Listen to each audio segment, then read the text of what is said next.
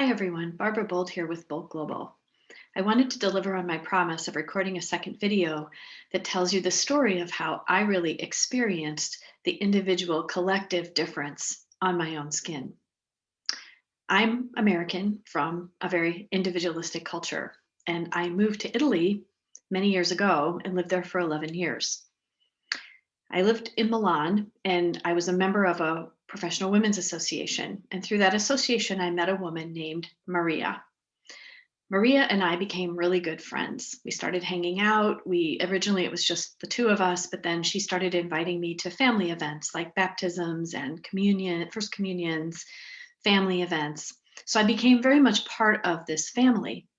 After I'd known her for, I'd say, a couple of years, we were sunning ourselves on her mother's terrace one Sunday morning.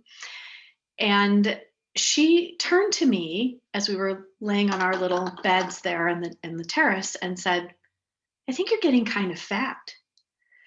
And I was really taken aback. I was like, whoa, that's pretty direct information. I didn't huff off or anything like that. I stayed and we continued the conversation. But when I went home that day and I reflected on that, I was like, wow, that was super direct communication. What I realized later is that for her to say that to me, she considered me to be part of her in group. I was family. And in families, in collectivist cultures, they can be very direct. They don't need to say please or thank you or beat around the bush when they feel they have something to say that's in your best interest. In individualistic cultures like the one I come from, that would have been highly insulting. You don't tell your friend or your sister or your brother that they're fat.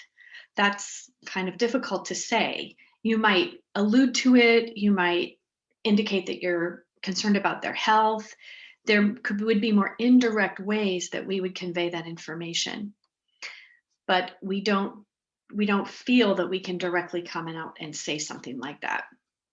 I just wanted to illustrate that story to help you get a sense of the deep differences there are between individualistic cultures and collectivist cultures.